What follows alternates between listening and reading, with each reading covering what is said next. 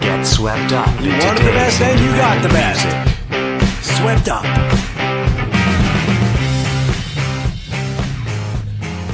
Good morning, everyone. In case it's not morning where you are, good afternoon, good evening, and good night. I'm your host, Anthony Longhair Leclair, and I'm joined by my marvelous co-host, the marvelous Marla the Mouse McHardy. What's up, everybody? Rob, I'm just trying to teach you some fucking theater, McCubbin. Hey, watch your language. And Andy, you can absolutely not steal my 12-string Chouinor. Lock your door once in a while.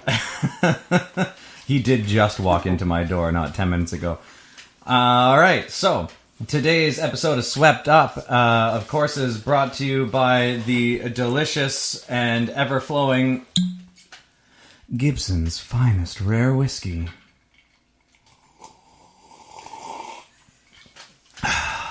Why do you slurp that? Just so they can hear it. I mean, otherwise it's just smooth. That was a Japanese thing. And then Gibson's like, no, you guys are racist, so we're not doing this thing. No, the Japanese, when they drink their tea, they slurp it. That's how that goes. No, if you slurp whiskey too much, too quickly, the vapor is just like, we already discussed this last episode. We don't need to go into it. Fair enough. But If you didn't hear last episode, pay attention, because you'll learn a lot about throat fucking. Things I have to learn. for those days when you're an artist out on the street. How do you make your money otherwise? God, I need to get a new job. So anyway, so today we are covering a Baltimore-based band called Super City with their new release, their new single release called Greek. Well, that's fun. Because I don't even know what that's about. Like, why? Yeah. Is it called Super City because of the whole Trump thing? I wonder. Is it a new band, like a brand new band? They released their first. They released their sophomore album last fall. So that was their second album was last fall. And so they're from I don't. Baltimore. Yeah, and they're from Baltimore. Yeah, that whole like bashed Baltimore Greek. thing. So is it going to be like it's all Greek to me, that kind of thing? Well, you have. Or is it going to be Greek tragedy? It's a good question. Oedipus Rex, perhaps. Or is it going to be about a Greek society? Is it going to be about a fraternity? Exactly. Why don't we listen to the song and find out? Yeah, why don't we? Yeah, let's do that. I was about to make a very, very dirty Grecian joke about the military, but I'm not going to do that. Okay. No, we already criticized the Japanese. We can't badmouth the military. You don't have to get... It's not allowed gonna anymore. pick you up.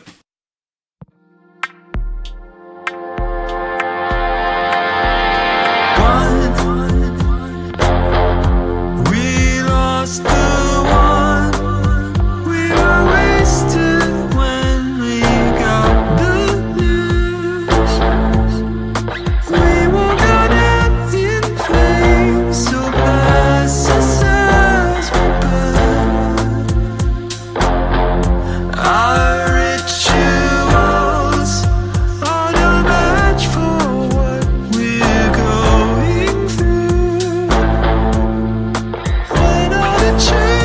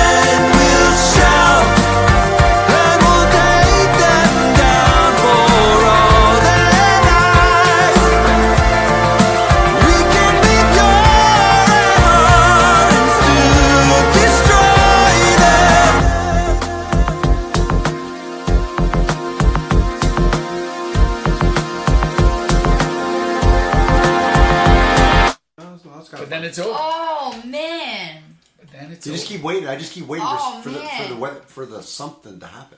I love that. Yeah. I'm gonna say right off the bat, that was awesome. That was so like. The thing I like about that is it's like very 80s, but with that modern twist to it, you know? It's like, well, Rob and I were sitting there saying we were listening to the song, we're like, God, it sounds like Roxy music. Yeah, it I does. love this. Yeah. I'm just like, I just hear Brian Ferry. Like, it's, but it has like that use of like the sort of 80s sounding synth in it. Yeah, it does. You're But right. With that. but like it's not date. It's like it doesn't date itself. That's the thing. Like it's both 80s and modern at the same time, which is great. I love that. It's a little Roxy music, a little Spandau Ballet. Yeah, Spandau yeah. Ballet. Yeah, you say that, but when you listen to those to those bands, it fills the room. The dynamics are more obvious in those other bands. There's definitely no doubt about that. Like, you know, I mean, if we could hear this on an album, Yeah. maybe. You know what I mean? As Yeah. opposed to sort of tops and the highs and lows are gone. Yeah, we were having a really interesting conversation while we were listening to it about the idea of how the digital compression sort of removes the highs and the lows, right? And it's just you keep wanting the dynamics to be there because the song itself has its own. I don't want to. I'm going to use the word crescendo, but that's what it feels like to me. But I want more dynamics within the music, within the layering of the sounds. That's the price you Yeah, pay to have it's- 5 million songs on your phone, though. It's not like it. 'Cause Yeah. to me, like it's not even the song itself. It's just the mix, really. It is the mix. It's that. That's It's right. like the song itself is amazing. It's Yeah. just. Or at least you could see where it could be amazing. Yeah. Yeah, like it's. It needs a little bit more in the mix. I The will vocals are agree with you guys cool. on The Yeah. that. synth is cool. It's You know, it's the pieces are there. the flavor is but amazing. it all sounds It's kind of flat. the same and flat. That's Yeah, the problem. well, yeah, and as you're saying, nothing. And as Andy was saying, nothing pops out Yeah. And it should. specifically. And yeah, and there are moments for the bass to definitely Yeah. give some lift on there, and moments for the synth as well. Because that's the stuff that actually creates the emotion in you when you're listening to it. And if you don't get those things, you're kind of hoping for the sad or the happy or the whatever you're supposed to feel, and then it just doesn't. It doesn't come. It just doesn't. Yeah, I mean, this is interesting because I do like the song, but it's as we've been listening to other bands, what I'm becoming very aware of is I'm not overly a fan of the production.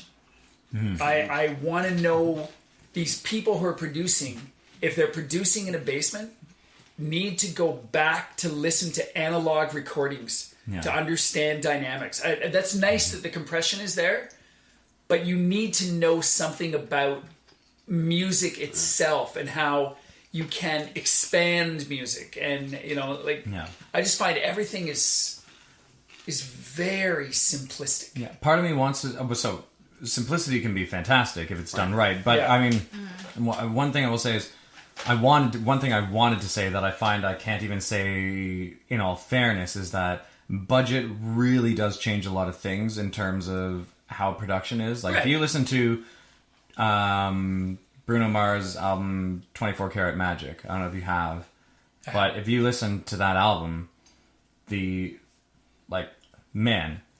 everything pops the way it's supposed to, Right. and the production quality There's is a reason why people Yeah. have Bob Ludwig master their disc. That's But Well, yeah, it's the 'cause they production. get- Sorry, go ahead. I was gonna say they get like that's the difference between having 20 grand or plus to pay somebody Plus. Yeah. like 50 grand to Yeah. pay somebody plus whatever however many hundreds of Yeah. thousands of dollars There you Hundreds to of pay dollars. somebody to master your to album. master Yeah. the album. Well, Where that's it's the- like because we review independent artists, so That's right. In Yeah. all fairness, these sometimes people don't have the hundreds of $1,000s to pay people Exactly. to master their album. I'll often find so with Bruno Mars specifically, he's not hard up for money, right? No. He wears Versace shirts, and Sex with having Versace on the floor. I mean, He has a lot of write-offs.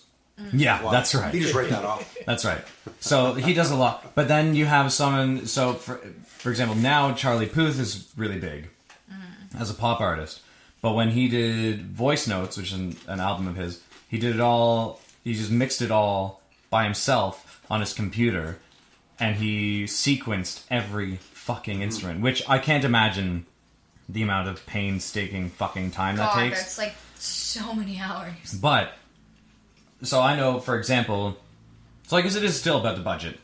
I thought it wasn't going to be fair because in my mind, you can still do great quality with very little. Like with Well, that's what I was wondering. I was going to ask you about that because Yeah. you do this stuff. Like you play, you are a musician. So yeah, Like you should be able to pump up things just from your computer. Like isn't that the point of having a computer? You can change exactly. So with Cakewalk, for example, which is what I use when I record, is when I'm doing music, I can play with the highs, the middles, the lows. I can play with where the sound comes from. I can pull it all the way left. I can pull it all the way right. So if I want to have stuff bouncing back and forth, and I can pull things forward in the mix. One thing I'll always do, but it's mainly because I'm a singer, so I'm kind of, I guess, full of myself that way, is that I'll always pull the vocals forward because I want to understand the music. Thank you. You want to understand the lyrics. I want to understand, I want to understand what's happening, right? But one thing I hate is that shoegaze fucking music stuff where it's just like they're looking at their feet and they're singing a song and they're singing whatever. It's like, pull the fucking vocals forward and stop putting effects on it. Just give me your vocals, right? I want to hear that. Like, Neil Young doesn't have a good voice. Bob Dylan doesn't have a good voice. Leonard Cohen doesn't really have a good voice.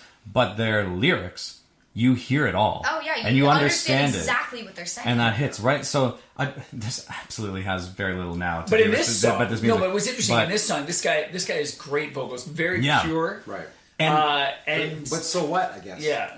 But so in terms of production quality, anyway, on a low budget you can do, but if you're paying someone else to do it, and you're on a low budget, they might just take that little amount of money and say, "Well, this is what you get for what you paid." That's right? Yeah, that's very the true. thing. Because It's like very true. if you don't have that, like if you don't have that skill set to be able to sit down and edit your own music and spend, like hundreds of hours sitting down and editing each individual track and whatnot, like it's like you have that certain budget where you can pay somebody to do it. So like it's because not everybody has that set of skills. I've often found solo musicians who do their own production stuff. I mean, to be fair, some of them can be pretty unaware, I guess I'll say, in terms of like how to mix and master. This is why I send most of my stuff to Dylan afterwards to do all of my mixing and mastering. Like, I'll record the thing and I'll say like, "You're a better engineer than I am." That's right. Please All do the this software stuff. in the world Right? doesn't make Yeah. you an artist. Yeah. No, It it's doesn't true. make you an engineering Yeah. artist. It doesn't make you a producer. Producers are the people who go out and they go into a store in Toronto, like Steve's Music Store, and they find a Moog organ, and they go, "This particular Moog organ is what this song needs at this moment." Yeah. That's what a producer Yes. is. Yeah, And- but there are certain individual artists I found while reviewing stuff after like years of doing this shit that I find if they're doing it all on their own, it's brilliant.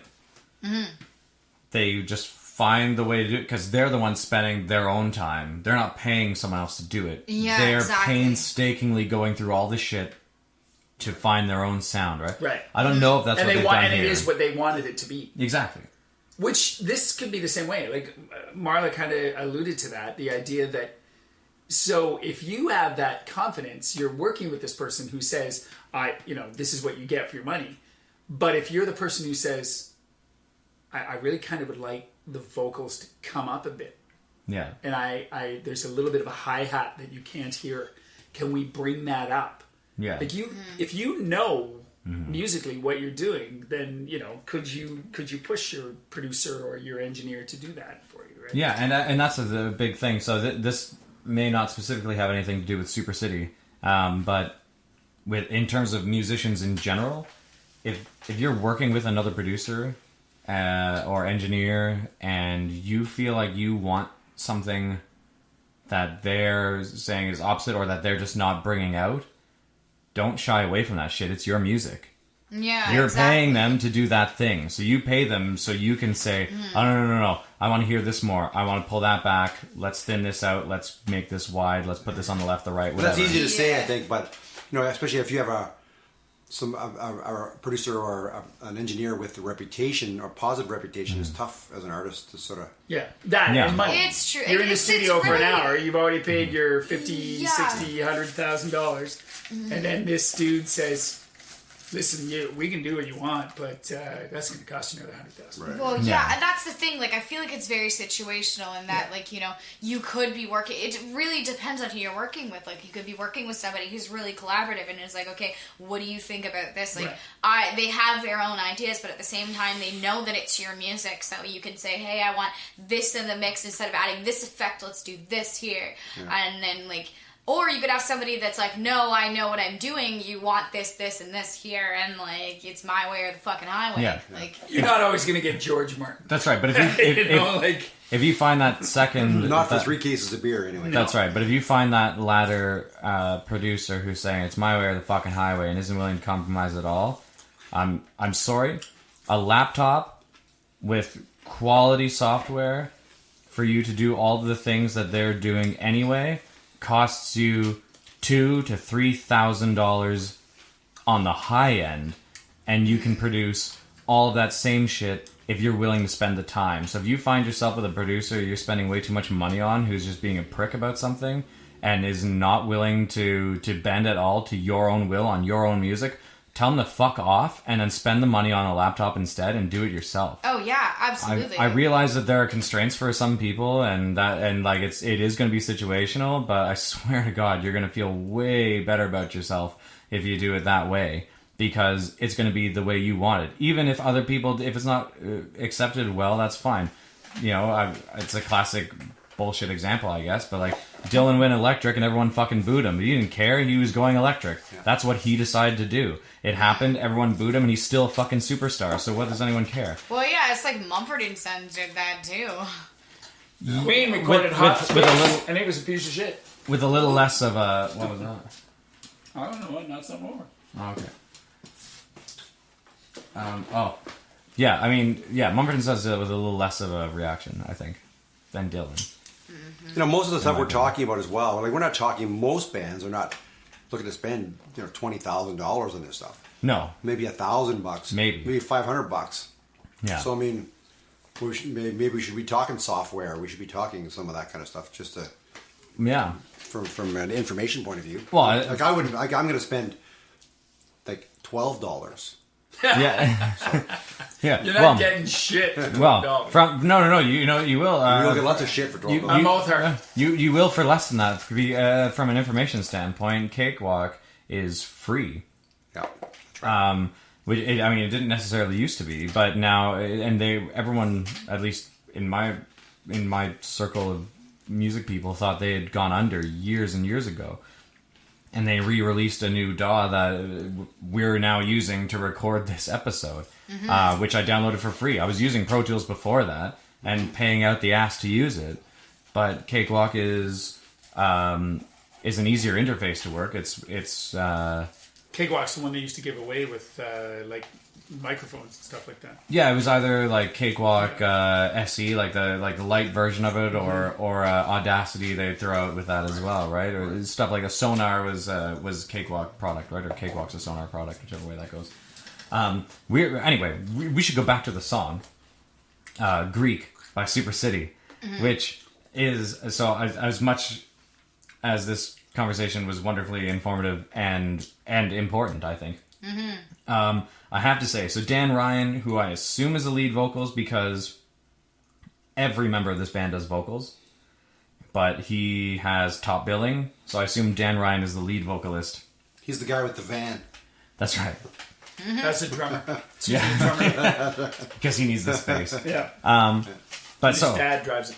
So if it is indeed Dan Ryan who's the lead vocalist, man, I love it, because it at the start, like when he has to go up, he's going into his head voice, right? He's doing some falsetto stuff. He's up there.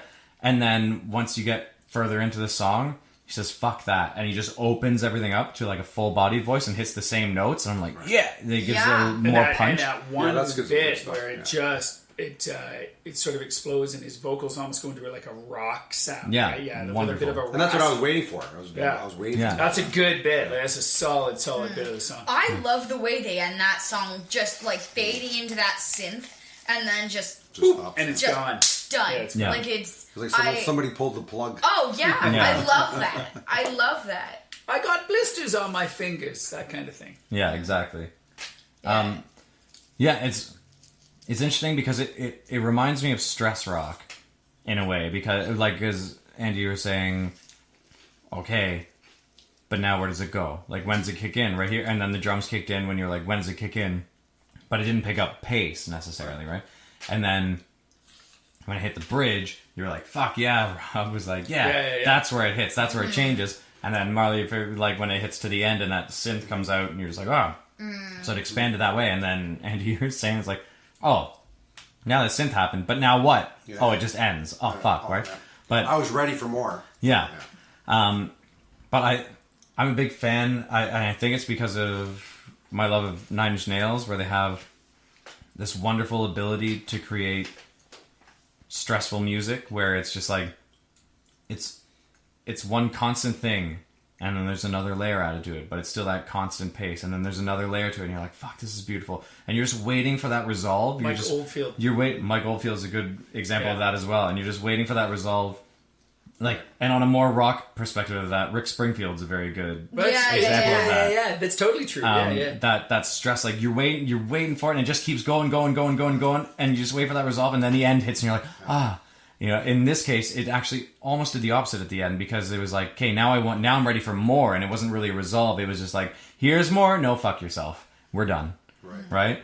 And so I'm a fan of that. I do wish that it was a bit fuller. It wasn't just sitting all on level in the mix. Yeah.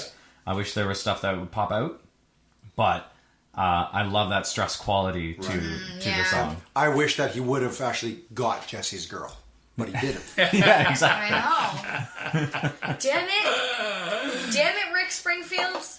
Did Brian Ferry ever get Jesse's girl? Did Brian? Yeah. Probably.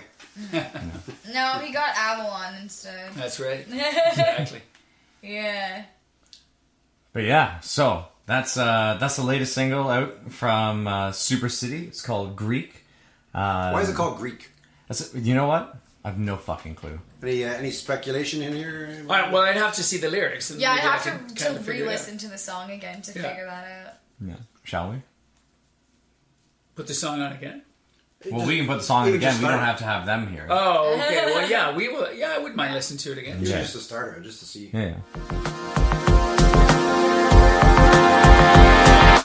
All right, so we had a second listen to that, and we've decided that when it's cranked up a little bit more, the elements are more obvious. I still feel that the vocals could come forth on it a little bit more, especially because we want to know what's being said, because we assume that it must be somewhat meaningful, especially when you're using words like oblivion and when the churches fall. It obviously is not, boy meets girl, boy loses girl kind of bullshit. Yeah. So. Yeah. I just felt it more. And that's when I'm listening to music. I think back to the mid '70s, and you're putting some headphones on, laying on the living room floor, like you're feeling this stuff, and you're cranking it up, and you're like just living the music. Yeah. So I liked it. I mean, I felt way better this time than I did the last time. We don't often listen to the thing a second time and then talk about it. So it's no, but I mean, to be fair though, it's just a single cover on this episode, so we're afforded the extra time to just be like, fuck it, let's just give it another listen. Yeah, right. But also, I think it was an interesting enough song that it deserved to be listened to again. No, I absolutely agree. I think it's definitely a song that deserves to be listened to more than once. It's probably going on your car playlist so that we can drive to it. It's going on my car playlist. Fucking right it is. Yeah. I love this, and I still stand by the whole Roxy music feel of the song. I love it. I love it. Don't worry, we bet you guys can dance better. Oh yeah, no, I'm sure you can dance better than Brian Ferry and his awkward dad dancing. Yeah, no kidding. One of the things that I think about this is, just the way I think about this stuff is, I wonder what kind of influence Baltimore has. What is it about Baltimore that creates this sound? I mean, we're all products of our environment, so I just sort of wonder, the timing. Or, how does this speak to the experience of being in Baltimore or something like that? Yeah. Well, what part of Baltimore are you in? Are you in the nice parts, or are you in the is that why it's called Super City? Nice are you in Greek Town? Is that why the song's called Greek? Yeah, that's interesting. Yeah, it's pretty cool. I mean, it's one of those things you like to sit down and have a few pints and just talk with the guys and just see. When was it recorded, this particular song? Just recently? Or Yeah, this is their latest single. This was just put out. I'm wondering if it has anything to do with economic downfall in Greek and all the protests and all that kind of stuff. We'll find out in a couple months. Churches fall, Oblivion, like all that kind of stuff. Yeah. Why don't you invite them up and then we will get them. Or is it simply like I made the comment earlier about the tragedy? Is the word Greek in reference to the idea of this is about like a fall from grace, or this is about another fall of man, or and that kind of thing? If it's that grand in scale, that it's talking about the very idea of the however you pronounce it, the hamartia, the tragic flaw that pulls us down, and is that why it's called Greek? I don't know. And then I really do hope it's not a boy meets girl, boy loses girl song, because that would be sad. Yeah, it's like a Prometheus kind of a thing, or a something big like that. Sisyphus thing. Yeah. I don't know. It'd be interesting. We can get some Gibsons and we can invite them up. That's right, exactly. So look, guys, I don't know if down in Baltimore you have this, but we have this fantastic, fine, rare whiskey called Gibsons, and we'd love to share it with you. So if you ever want to come up to North Bay, the buzzing, for whatever ungodly reason, the buzzing metropolis that it is, bring a jacket. Bring a jacket, because winter is coming, and Baltimore gets cold. I'm sure it does. But does Baltimore get minus 40 cold? Oh, I don't know. minus 50, you mean? That was last year. But anyway, do please come up or Skype into an interview or something of the like. Let's get in touch and talk about your music. It's kick-ass, and we want to hear more. Can't wait to hear what comes after this single. So thanks, everybody, for joining us. Subscribe to Swept Up. Check out LeclairStudios.com. We're powered by LeclairStudios.com, as well as Gibson's Finest Rare Whiskey. And check out the links below, and check out Super City.